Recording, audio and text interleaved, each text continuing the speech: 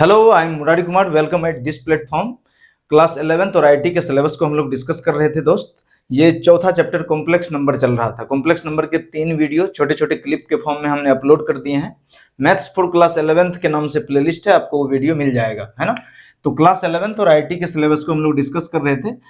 चौथा chapter complex number हम लोग डिस्कस कर रहे थे। We were discuss about complex number. इसका लास्ट टॉपिक बोर्ड के अकॉर्डिंग अगर बात करें, क्योंकि अगर हम आईटी के लेवल पे बात करें फिर तो हमने अभी ज्योमेट्रिकल पोर्शन किया ही नहीं है, लेकिन 11th में जो बोर्ड का पेपर है, सीबीएसई बोर्ड का मैं बात कर रहा हूँ, तो वो ऑलमोस्ट डन है ना। मैंने बताया था कि अभी ओरिएंटेशन चल रहा है, मैं वापस फिर से सेट पे लौटूंगा बेसिक्स से, और तब आईटी के लेवल पर आपको ले जाऊंगा। अभी तो हम बेसिक्स की बात कर रहे हैं, ताकि आप समझ जाएं कि मैथ उतना टफ है नहीं। बेसिकली मैथमेटिक्स लाइफ स्टाइल है, जिंदगी जीने का तरीका है। कहाँ ऐसा है जहां मैथ का यूज नहीं है? एवरीवेयर, सब जगह है ना। तो एकदम एंजॉय करके पढ़िए तो मजा आएगा, फील लेके पढ़िए तो मजा आएगा। एक बार कॉम्प्लेक्स नंबर को मैं वापस एक बार रिकैप कर देता हूं 2 मिनट में। जैसे आप कोई सीरियल देखते हैं या मूवी देखते हैं तो ट्रेलर देखते हैं ना 2 मिनट का, तो हमने क्या किया है अभी तक इस चैप्टर में वो देख लीजिए। मैंने आपको बताया था कि किसी भी पॉइंट को रिप्रेजेंट करने का तरीका हमको पहले से पता है कि इस पॉइंट को अगर बताना हो सर, तो आप एक्स एक्सिस ड्रॉ कर लो, वाई एक्सिस ड्रॉ कर लो, और इसको बताओ कि अरे ये एक्स और वाई की वैल्यू कितनी है। तो आप बताओगे कि सर ये जो पॉइंट है इसका कोऑर्डिनेट, इस पॉइंट पी का कोऑर्डिनेट एक्स एक्सिस पे 1 है और वाई एक्सिस पे 2 है। तो किसी भी पॉइंट को रिप्रेजेंट करने का तरीका अब तक तो यही होता था। कॉम्प्लेक्स नंबर भी एक पॉइंट है। What is the geometrical meaning of this complex number? Is point. और कल मैंने बताया था आपको कि कॉम्प्लेक्स नंबर को हम जेड से रिप्रेजेंट करते हैं, जेड से। इसी को अगर कॉम्प्लेक्स नंबर के फॉर्म में लिखना हो तो कैसे लिखेंगे दोस्त? मैंने बताया था इसको लिखते हैं x प्लस आई वाई के फॉर्म में। तो x की वैल्यू 1 है आयोटा और y की वैल्यू 2 है। कॉम्प्लेक्स नंबर क्यों यूज करते हैं? उस इक्वेशन के लिए यूज करते हैं जिसका कोई भी रियल सॉल्यूशन नहीं होता है। जैसे मैंने बताया था आपको कि x square plus 1 equal to 0 है, तो x की वैल्यू आप कुछ भी लोगे तो उसका स्क्वायर ऑलवेज भी पॉजिटिव, और पॉजिटिव वैल्यू में कोई वैल्यू प्लस है, 0 से बड़ा है, उसमें आप एक ऐड करोगे तो वो 1 से ज्यादा ही होगा ना भाई। 0 कैसे हो सकता है? कभी नहीं हो सकता। तो इस तरह के इक्वेशन जिसको कि अब तक हम लोग सॉल्व नहीं कर पा रहे थे, उसको सॉल्व कैसे करें? तो उसको कॉम्प्लेक्स नंबर के हेल्प से सॉल्व करते हैं। तो मैंने आपको सिखाया था आयोटा का कंसेप्ट कि x square equal two plus 1 इधर आकर के माइनस 1 हो गया, x इक्वल टू माइनस 1 है, इधर स्क्वायर है, इधर आएगा तो रूट हो जाएगा, रूट माइनस 1। और इसी को हम लोग आयोटा कहते हैं। मैंने बताया था आयोटा इज -1 अंडर रूट। दोनों तरफ स्क्वायर कर दीजिए तो आयोटा का स्क्वायर रूट हट जाएगा -1। आयोटा का पावर 3 का वैल्यू माइनस आयोटा, और आयोटा के पावर 4 का वैल्यू 1 था। तो मैंने आपको बताया था कि हाईएस्ट ऑर्डर, अगर हाईएस्ट पावर आयोटा के ऊपर हो, आई के ऊपर हो, आपको सॉल्व करना हो तो उसको 4 के मल्टीपल में ब्रेक करिए। जैसे कि पता करना हो कि आई पर पावर 37 कितना होगा, तो इसको 4 के मल्टीपल में ब्रेक करिए। क्यों? क्योंकि आई पे पावर 4 हमको पता है 1 है, तो 4 के मल्टीपल पे कुछ भी होगा तो वैल्यू इज 1। कैलकुलेट करने में आसान होगा। आप स्क्वायर भी कर सकते हैं, क्यूब भी कर सकते हैं, लेकिन पावर 4 ज्यादा इजी है। तो इसको अगर लिखना हो तो 4 9 जा 36 प्लस 1, बेस सेम रहता है तो पावर ऐड हो जाता है, तो पावर ऐड है तो बेस को अलग अलग कर देते हैं। आई पे पावर 4 इंटू 9 प्लस आई पे पावर यहाँ 1, 4 का मल्टीपल है वैल्यू सर 1 इंटू आई पर power 1 is I, value is I. समझ गए? तो इस तरह से मैंने बताया था कि आप कैलकुलेट करोगे। फिर और क्या बताया था आपको कि दो complex, algebra of complex number बताया था। अलजेब्रा मतलब कि दो कॉम्प्लेक्स नंबर को आप जोड़ोगे, घटाओगे, गुना करोगे, भाग दोगे तो क्या होगा? क्या होगा देखिए, मैं अपने मन से चुन लेता हूं कि एक complex number z1 equal to है a1 प्लस आई आयोटा इंटू b1। एक दूसरा कॉम्प्लेक्स नंबर में चुन लेता हूं a2 plus iota into b2। मैंने बताया था आपको कि कॉम्प्लेक्स नंबर का ज्योमेट्रिकल मीनिंग क्या है? पॉइंट है। ये पॉइंट है। कैसा पॉइंट है? X axis y axis. जैसे कि a1 प्लस आयोटा b1 को रिप्रेजेंट करना हो तो एक्स एक्सिस पर कहीं a1 होगा, यहाँ पर y एक्सिस पर कहीं b1 होगा। जो y एक्सिस है वहीं पर आयोटा वाली वैल्यू होती है। तो ये जो पॉइंट बना आपका, दिस पॉइंट z1 जिसको कह रहे हैं, a1 क्या है? x एक्सिस का है, इसीलिए इसको बोलते हैं real part. So this is real part, और जो आयोटा के साथ है वो इमेजिनरी पार्ट। तो अगर कोई पूछे sir real part of z, इस कॉम्प्लेक्स नंबर का रियल पार्ट a1 है, इमेजिनरी पार्ट जो आयोटा के साथ है, so imaginary part of z1 is equal to sir b1। ठीक बात है, ठीक बात है। दो कॉम्प्लेक्स, इसी तरह आप इसको भी रिप्रेजेंट कर सकते हो, ये भी पॉइंट है। दो कॉम्प्लेक्स नंबर है, दोनों को जोड़ना हो तो जोड़ सकते हैं। कैसे जोड़ते हैं सर? रियल पार्ट के साथ जुड़ाएगा तो a1 प्लस a2 हो जाएगा, और इमेजिनरी पार्ट के साथ जुड़ेगा, यानी कि आयोटा को अगर आप common low so this becomes b1 plus b2। क्या ये कॉम्प्लेक्स नंबर ऐड करने के बाद भी एक कॉम्प्लेक्स नंबर मिला है हमको? बिल्कुल सर, कॉम्प्लेक्स नंबर ही मिला है। तो इसका मतलब दो कॉम्प्लेक्स नंबर को आप ऐड करोगे तो कॉम्प्लेक्स नंबर ही मिलेगा। दो कॉम्प्लेक्स नंबर को आप माइनस करोगे, मान लीजिए आप इसमें से इसको घटा दिए होते, माइनस कर देते, तो यहाँ भी माइनस आता, यहाँ भी माइनस आता, नहीं आता, माइनस आता। तो इसका मतलब कि दो कॉम्प्लेक्स नंबर को चाहे आप जोड़ दें, घटा दें, या आप इसको मल्टीप्लाई कर दें, या आप इसको डिवाइड कर दें z1 अपॉन z2 से, हर केस में क्या आएगा? कॉम्प्लेक्स नंबर ही आएगा। और इसी को बोलते थे हम लोग closure law. This is closure law, कि आपको कॉम्प्लेक्स नंबर ही मिलेगा। आया समझ में? जैसे आगे अभी मैं बताऊंगा कि कोई complex number z1 equal to a1 plus iota b है, कोई आपसे पूछ ले कि इसका मॉडुलस बताओ, तो क्या मॉडुलस भी कॉम्प्लेक्स नंबर ही होगा? नहीं, केवल मैग्नीट्यूड होगा, केवल वैल्यू मिलेगा आपको, आयोटा फायोटा कुछ नहीं होगा उसके साथ। तो समझ गए? अलर्ट रहिए कि दो कॉम्प्लेक्स नंबर को आप जोड़िए, घटाइए, गुना कीजिए, मल्टीप्लाई कीजिए, भाग दीजिए, डिवीजन करिए, always be a complex number, जो रिजल्ट आएगा वो कॉम्प्लेक्स नंबर ही होगा। डिवाइड करना अगर चाहें, मान लीजिए मल्टीप्लाई करना तो इजी है भाई, डिवाइड करना चाहें a1 प्लस आयोटा b1 को अगर डिवाइड करना चाहें a2 प्लस आयोटा b2 से, तो मैंने बताया था कि हमको 9th क्लास का रैशनलाइजेशन याद आना चाहिए। डिनोमिनेटर में कॉम्प्लेक्स नंबर नहीं चाहिए अपने को। 9th क्लास को याद करो। अगर मैंने दिया कि -2 अपॉन में √3 है, इसको रैशनलाइज करो भाई, तो रैशनलाइजेशन का मतलब है कि डिनोमिनेटर में रूट के अंदर प्राइम नंबर नहीं होना चाहिए। तो √3 को हटाओ, कैसे हटाओगे? √3 को ऊपर नीचे मल्टीप्लाई कर दीजिए simply. So this becomes -2 √3, √3 into √3 3, नीचे से रूट खत्म। विजिबल है कि नहीं बोर्ड? देख लीजिए एक बार। यस, इट्स विजिबल है। तो इसका मतलब नीचे में जो कॉम्प्लेक्स नंबर है सर ये मुझे नहीं चाहिए, हटाओ। कैसे? प्लस है तो किससे मल्टीप्लाई कर दें? माइनस से, a2 माइनसib2। और आपने नीचे मल्टीप्लाई किया है तो आपको ऊपर भी करना पड़ेगा, सीधी बात है, -ib2। ठीक है, तो z1 अपॉन z2 कैसे निकलेगा? सिंपली ऊपर वाले को मल्टीप्लाई कर दीजिए। अभी मल्टीप्लाई करना ही था, मैं जानबूझ के छोड़ रहा था, लेकिन अपने को करना ही पड़ रहा है, कोई बात नहीं। इस ब्रैकेट को ओपन करिए, तो ब्रैकेट को ओपन किए तो पहला एलिमेंट a1 इस पूरे के साथ जाके मल्टीप्लाई हो जाएगा, किसके साथ? i2 माइनस ib2 के साथ। और ये बचा आयोटा b1, ये भी इस पूरे के साथ मल्टीप्लाई होगा, तो प्लस आयोटा b1 मल्टीप्लाई होगा किसके साथ? a2 minus iota into b2 के साथ। क्या समझ में आया बात? इन दोनों को ध्यान से देखिए, तो a2 b2 केवल प्लस माइनस का अंतर है। तो ये फॉर्मूला बन गया a square minus b square, a square minus b square, एक बार प्लस में और एक बार माइनस में, आपको पता है ये बात। तो इसको फॉर्मूले पे ब्रेक कर दीजिए, a का स्क्वायर यानी कि a2 का स्क्वायर माइनस b का, b की जगह पे क्या है? ib2 का स्क्वायर। इसको और सॉल्व करने की कोशिश करोगे तो कर लो, कोई बात नहीं। a1 a2 ये इसके साथ जाएगा तो माइनस a1 b2 i, फिर ये भी इसके साथ और इसके साथ जाएगा, ब्रैकेट ओपन होगा तो हो जाएगा plus iota b1 c2 plus into minus, minus iota into iota, iota का स्क्वायर और आयोटा का स्क्वायर होता है -1, तो माइनस माइनस प्लस हो जाएगा बेसिकली b1 b2, समझ गए? अपॉन में a2 का स्क्वायर माइनस आयोटा का स्क्वायर -1, तो minus minus plus sir b2 का स्क्वायर, समझ गए? इसी को अगर इधर लिख दें यहां पर, तो क्या लिखें सर? ये बन जाएगा a1 a2 रियल पार्ट, ये वाला रियल पार्ट है, ये वाला रियल पार्ट कौन होता है? जिसमें आयोटा नहीं है, इसमें भी आई है, इसमें भी आई है, ये तो इमेजिनरी पार्ट हो गया। रियल पार्ट ये दोनों है, प्लस b1 b2 ये रियल पार्ट हो गया, plus iota into imaginary part कौन हो गया दोस्त? ये हो गया सर आयोटा कॉमन लेने पर b1 c2 minus a1 b2, ठीक है। और अपॉन में ये दोनों में डिवाइड हो जाएगा, इस साइड भी उस साइड भी, तो ये हो जाएगा अपॉन में a2 plus b2।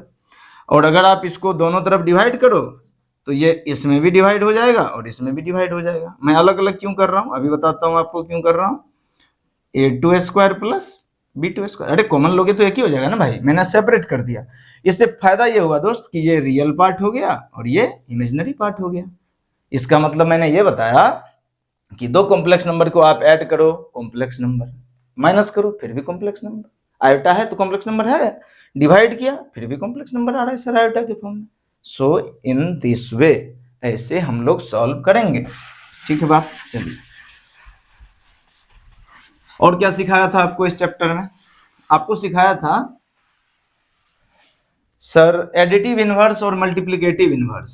Additive inverse multiplicative inverse आपको सिखाएं उससे पहले कुछ डिस्कस कर लेते हैं कि सर मॉडुलस क्या होता है, सर कंजुगेट क्या होता है, सर आर्गुमेंट क्या होता है। एक्चुअली हम आर्गुमेंट के बारे में अभी बात करेंगे नहीं, क्योंकि आर्गुमेंट के लिए आपको पोलर फॉर्म आना चाहिए। अभी आज का टॉपिक वही था, लेकिन मैंने सोचा कि एक बार ब्रश अप हो जाए, जो हम पढ़े हैं उसका रिवीजन हो जाए। मान लीजिए कॉम्प्लेक्स नंबर है z equal to a plus i b, ऐसे ही लिखते हैं कॉम्प्लेक्स नंबर को, real part imaginary part. Modulus निकालना है, मॉडुलस को इसमें ब्रैकेट के अंदर रखते हैं। मॉडुलस का मतलब होता है रियल पार्ट का स्क्वायर प्लस जो आयोटा के साथ है इमेजिनरी पार्ट उसका square. So this is the value. क्या इसमें कहीं भी आयोटा दिख रहा है? नहीं। तो modulus of complex number is not complex number. Complex number का जो आप मॉडुलस निकालोगे वो कोई कॉम्प्लेक्स नंबर नहीं है, क्योंकि आयोटा है ही नहीं, केवल रियल पार्ट। समझ गए बात? कंजुगेट के है निकालने, तब इसका बेसिकली मॉडुलस का मतलब मैग्नीट्यूड है, केवल वैल्यू पता चलता है इससे हमको। समझ गए? और कंजुगेट के है निकालना, कंजुगेट का मतलब होता है plane mirror image. Plane mirror image, आईने में जैसे आप अपना मुंह देखते हैं, अपना इमेज देखते हैं, आप शीशे में मुंह देखोगे तो आपको क्या दिखेगा? जैसा आपका मुंह है वैसा ही दिखेगा। सुअर सा मुंह है तो सुअर सा दिखेगा, अच्छा मुंह है अच्छा सा दिखेगा। सुअर भी अच्छे होते हैं, अमेरिकन सुअर होते हैं पिंक पिंक कलर के, यूरोपियन सुअर भी।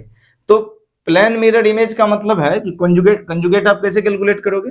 तो मान लीजिए कि ये x axis y axis given है, एक्स एक्सिस वाई एक्सिस, और यहां पर कोई वैल्यू आपको जेड दे रखा है, a plus iota into b. X की वैल्यू ए है और आयोटा पर वाई एक्सिस पे वैल्यू बी है, यही है complex number.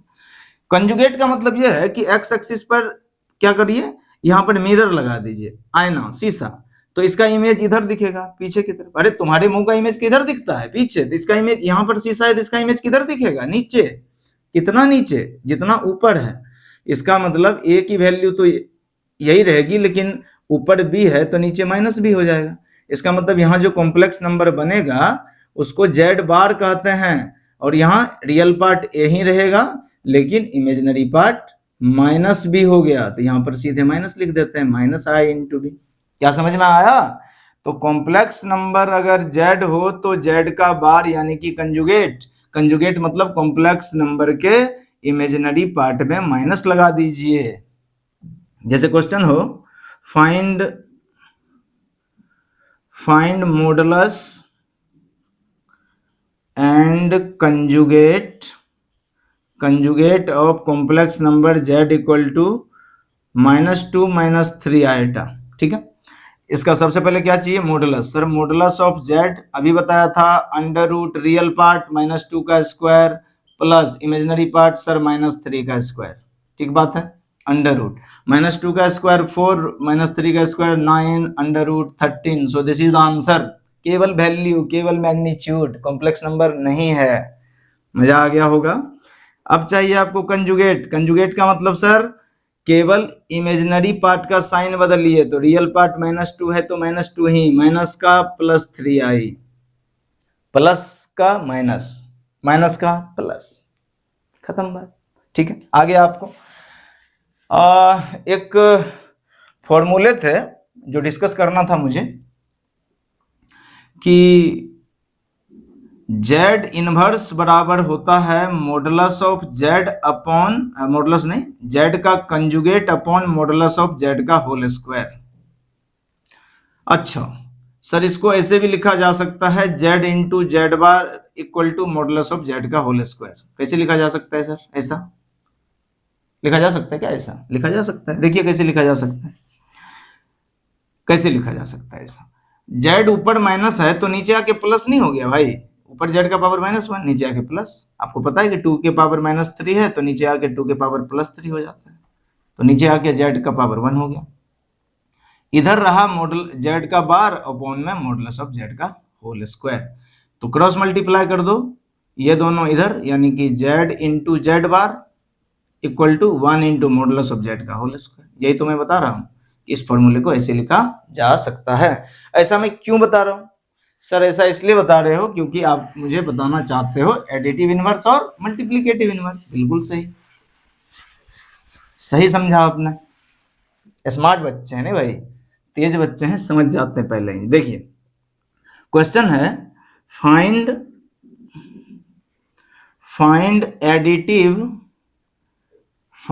Additive inverse and multiplicative inverse of z equal to 2 plus, या इसको लिखते हैं 3 + 4i। ठीक है, ये कोई कॉम्प्लेक्स नंबर है रियल पार्ट और इमेजिनरी पार्ट के फॉर्म में। एडिटिव इनवर्स का मतलब ये होता है जो, देखिए नाम ही है एडिटिव, तो जो ऐड हो। मल्टीप्लिकेटिव जो मल्टीप्लाई हो ना, सीधी बात। तो एडिटिव का मतलब ये हुआ कि जेड में क्या ऐड करें कि ये 0 हो जाए, और मल्टीप्लिकेटिव इनवर्स का मतलब ये हुआ दोस्त कि जेड में क्या मल्टीप्लाई करें कि ये 1 हो जाए। 0 नहीं, अबे 0 से मल्टीप्लाई कर दे 0 हो गया, इसमें क्या है? मल्टीप्लिकेटिव में तो 1 होना चाहिए और एडिटिव में ऐड होके 0 करना चाहिए। तो जेड में क्या जोड़ोगे? तो -z, z - z 0। जेड में क्या मल्टीप्लाई करोगे 1 हो जाए सर? 1/z, जेड से ऊपर नीचे कट जाएगा। तो इसका मतलब आपको अगर एडिटिव इनवर्स निकालना है तो -z कैलकुलेट करना है। मतलब अगर कोई पूछे कि sir additive inverse of z बताओ, z कोई कॉम्प्लेक्स नंबर है तो ये होता है -z, माइनस लगा के कॉम्प्लेक्स नंबर को लिख लीजिए, -3 + 4i, the answer is -3 - 4i। बस खत्म बात। आप इसको इसमें जोड़ो, 3 से 3 कट गया, -4 से +4 कट गया, खत्म बात, 0 हो गया। ठीक है, अगर मल्टीप्लिकेटिव इनवर्स का था तब क्या करते सर? तब थोड़ा सा हमको कष्ट होता सर। कैसे कष्ट होता? तो मल्टीप्लिकेटिव इनवर्स में मतलब जेड में किस चीज से गुना करें? 1/z, 1/z यानी कि जेड का पावर 1, और ये जेड का पावर 1 ऊपर गया तो सर ये बन जाता है जेड इनवर्स। यानी कि जेड इनवर्स अगर मल्टीप्लिकेटिव इनवर्स निकालना हो, बेसिकली क्या निकालना है? Z inverse. और जेड इनवर्स सर निकलता कैसे है? ये निकलता है जेड का bar upon modulus of z का होल स्क्वायर, ये वाला फॉर्मूला। और अभी मैंने बताया था कि ये इसको कंजुगेट, इसको मॉडुलस कहते हैं। तो अगर जेड इनवर्स आपको निकालना है तो सबसे पहले कंजुगेट मतलब आयोटा के साथ जो है उसका साइन बदलिए, प्लेन मिरर इमेज। अभी बताया नहीं? अबे बताया नहीं अभी कि कोई भी कॉम्प्लेक्स नंबर यहाँ जेड है तो इसका इमेज यहाँ बनेगा जेड बार। ठीक है, ये है a + ib, तो ये हो जाएगा a - ib, तो केवल आयोटा का साइन बदलता है। तो ये हो जाएगा 3 + 4i, तो कंजुगेट हो जाएगा 3 - 4i। और मॉडुलस कैसे निकलता है? √ रियल पार्ट 3 का स्क्वायर प्लस 4 का स्क्वायर, और इसका स्क्वायर है तो स्क्वायर कर देते हैं। So the answer is 3 - 4i upon 3 का स्क्वायर 9, 4 का स्क्वायर 16, 16 9 25, 25 5 बार आया, 5 का स्क्वायर सर 25। कोई डाउट? 25 होगा ना, 25 होगा। तो क्या हो गया? जेड इनवर्स सर निकला 3/25 - 4/25 आयोटा, 25 दोनों में डिवाइड हो गया, ये रियल पार्ट ये imaginary part. So this is the multiplicative inverse. तो इतना चीज तो हमने देखा था। ठीक है, कुछ प्रॉपर्टीज भी देखी थी, आइडेंटिटी भी देखी थी, वो सब आपने कल के वीडियो में देखा था। अब लास्ट टॉपिक है इस चैप्टर का जिसको पोलर फॉर्म कहते हैं, पोलर फॉर्म। चलिए अभी 19 मिनट ही हुआ है, हम लोग और 5-7 मिनट कर सकते हैं। The last topic is polar form of complex number. लिखिए आप पोलर फॉर्म। पोलर फॉर्म का मतलब ये होता है कि हम आर और थीटा के फॉर्म में लिखना चाहते हैं। अभी मैं बताता हूं कि आर और थीटा के फॉर्म का क्या मतलब है दोस्त। आर और थीटा के फॉर्म का क्या मतलब है? जैसे मान लीजिए कि कोई कॉम्प्लेक्स नंबर आपको z इक्वल टू दिया हुआ है x + i y, ये तो आपको पता ही है। इसको रिप्रेजेंट करने का तरीका क्या था अभी तक? सर ये रहा एक्स एक्सिस, ये रहा ओरिजिन, ये रहा वाई एक्सिस, इसी पर आयटा होता था, और यहाँ पर कोई कॉम्प्लेक्स नंबर z है x प्लस आई वाई। इसका मतलब है कि x की वैल्यू x एक्सिस पर x है और y एक्सिस पर इसकी वैल्यू कितनी है? स्मॉल y है। लिख दी हमने। अब मैं चाहता हूं कि आपने x प्लस आई वाई कार्टेशियन फॉर्म में तो आपने लिख ही दिया, कोऑर्डिनेट के फॉर्म में तो लिखा ही हुआ है। मैं चाहता हूं पोलर फॉर्म r थीटा के फॉर्म में। क्या है r थीटा? तो इस कॉम्प्लेक्स नंबर को ओरिजिन से मिला दीजिए, तो x एक्सिस के साथ जितना ये एंगल बनाता है, अभी ट्रिगोनोमेट्रिक फंक्शन में मैंने बताया था कि एंगल हमेशा पॉजिटिव x एक्सिस से बनता है, 0 से इधर, ये 0 डिग्री हुआ यहाँ पर, और यहाँ से एंटी क्लॉकवाइज 0, 30, 60 और ये 90, 180, 270, 360 बताया था आपको। तो एंटी क्लॉकवाइज डायरेक्शन में एंगल पॉजिटिव है, थीटा है, और ये ओरिजिन से जो कॉम्प्लेक्स नंबर की दूरी है ये r है। क्या है? r है। तो हमको, अच्छा ये y है, तो ये कितना है दोस्त? सर ये भी y है। 0 से x के बीच की दूरी कितनी है? x है। x में से 0 घटाओगे x ही होगा, ये x है, ये y है। बड़ा सा लिख देता हूं ताकि आपको क्लियर दिखे। दिख रहा है क्या? दिख रहा है, ठीक है ना? तो अब मुझे x और y किस फॉर्म में चाहिए? r और थीटा के फॉर्म में नहीं चाहिए। तो हम क्या करें? हमको x चाहिए थीटा के फॉर्म में। देखो ये 90 डिग्री बन गया, 90 डिग्री के सामने वाला h होता है, राइट एंगल ट्रायंगल की अगर आप बात करिए पाइथागोरस थ्योरम, तो आपको ध्यान होगा, तो थीटा के सामने h, ये p और ये b, तो b और h के बीच रिलेशन कॉस बताता है, भूल गए? Sine cos tan. पाकिस्तान भूखा प्यासा, हिंदुस्तान हरा भरा। p for Pakistan, b for भूखा, p फॉर प्यासा, h for Hindustan, h for हरा, b फॉर भरा। ये है। तो कॉस को कैसे? b upon H, b upon H. Base कौन होता है? ये वाला, ये h होता है 90 के सामने। तो बेसिकली अगर हम कॉस थीटा निकाल लें इस ट्रायंगल से, तो ये हो जाएगा x अपॉन r। तो यहां से x कितना निकल जाएगा सर? r इधर आके मल्टीप्लाई हो जाएगा, r कॉस थीटा। और अगर हमको y चाहिए, तो y मतलब 90 के सामने h, ये p, तो p और h में रिलेशन कौन बताता है सर? पहला साइन बताता है। तो हम साइन थीटा भी कैलकुलेट कर लेते हैं इस ट्रायंगल में, तो साइन थीटा हो जाएगा y अपॉन r। तो यहां से अगर हमको y निकालना हो तो r इधर मल्टीप्लाई हो जाएगा, सो this is r sine theta. इसका मतलब जो x है उसको क्या लिखा जा सकता है दोस्त? Sir r cos theta. जो y है इसको क्या लिखा जा सकता है? r sine theta. ठीक है, तो यहां पुट कर दीजिए इक्वेशन 1 में। ऑन पुटिंग, लिख लीजिए, on putting the value of x and y in equation 1। Equation 1 में x और y पुट करिए थीटा के फॉर्म में। सो z इक्वल टू x के जगह पे क्या लिख दें दोस्त? सर r cos थीटा लिख दो, बिल्कुल सही। I का मतलब तो I ही रहेगा। सर y के फॉर्म में क्या लिख दें? r sin थीटा लिख दीजिए। आप देख पा रहे होंगे कि r दोनों में है, तो r को कॉमन ले लीजिए। इसको बोलते हैं cos theta plus I sin theta. So this is the polar form. क्या r और थीटा के फॉर्म में कॉम्प्लेक्स नंबर आया? सो this is the polar form. समझ गए? थीटा क्या है? कि कॉम्प्लेक्स नंबर ओरिजिन के साथ x एक्सिस के साथ कितना एंगल बना रहा है।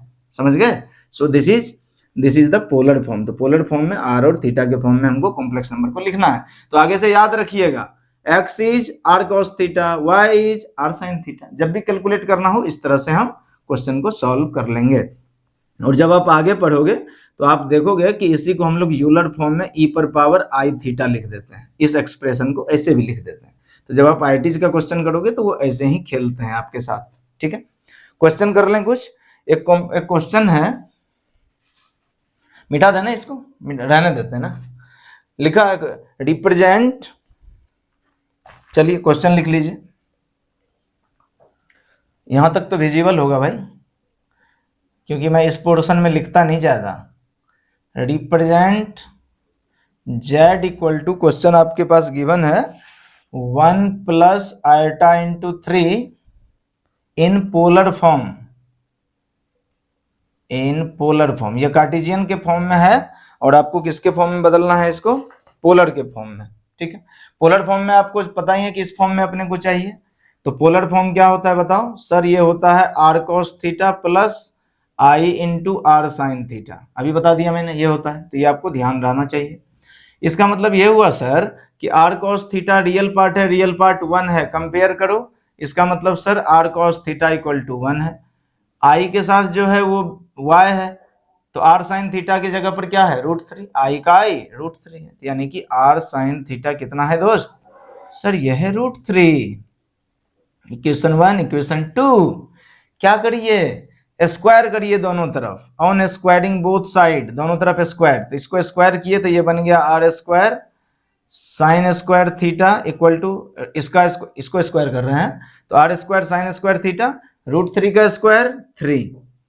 इसी तरह इसको भी स्क्वायर करिए, r square cos square theta और 1 का स्क्वायर 1 है, दोनों को जोड़ दो, ऐड कर दीजिए दोनों को, तो दोनों को ऐड करेंगे तो r स्क्वायर कॉमन लिया तो ये बन गया sign square theta plus cos square theta, कोई डाउट? और इधर ऐड किए तो 3 1 4 बन गया sir. Sine square plus cos square की वैल्यू 1 होती है, आपको ध्यान हो 10th में, तो r स्क्वायर बराबर हो गया 4, तो r की वैल्यू कितनी होगी? इधर स्क्वायर इधर आके रूट हो गया, √4 यानी कि 2, तो रेडियस तो निकल गया 2। तो मतलब कॉम्प्लेक्स नंबर हमको चाहिए तो r की वैल्यू तो निकल गई 2। अब और क्या चाहिए अपने को? थीटा चाहिए।